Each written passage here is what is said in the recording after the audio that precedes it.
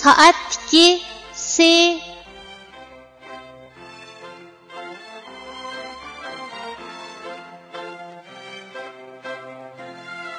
Bu harfning talaffuz qilinishi mundaq. S.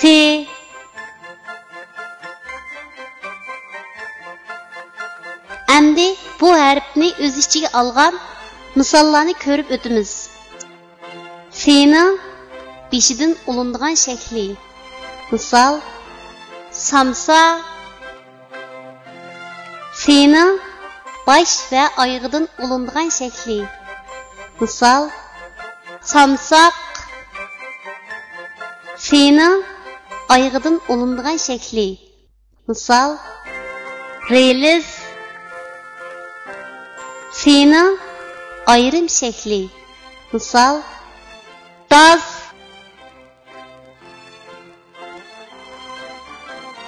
Tuanda biz rasmga birlashtirib, yuqorida o'rganib o'tgan harfning to'g'ri yozilish tartibini mashq qilib o'tamiz. Samsa.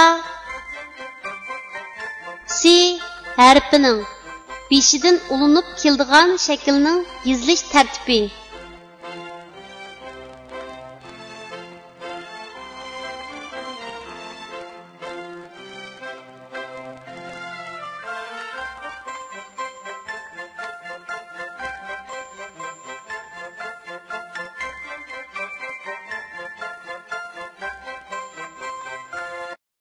Samsaq. Si harfining bosh va oyog'idan ulinib keladigan shaklning yozilish tartibi.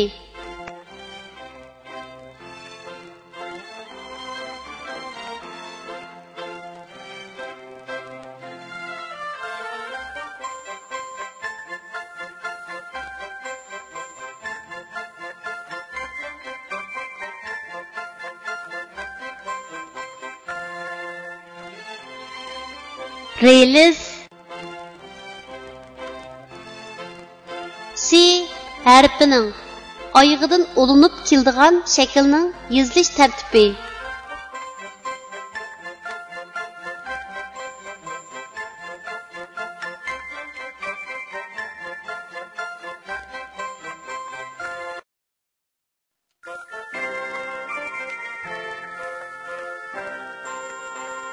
Daz. Si harfining ayrim shaklining yozilish tartibi.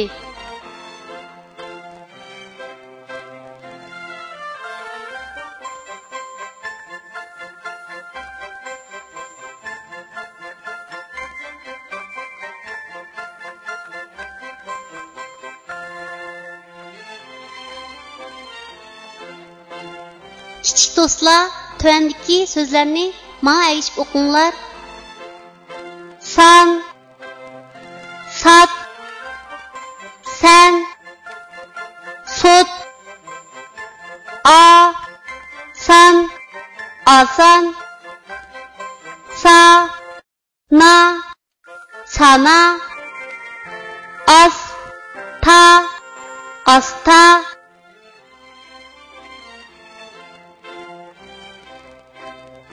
Qağa bilan Siyg'izxon. Masal: bir kuni Qağa Siyg'izxon bilan uchrashib qilib, o'zicha maqtanibdi.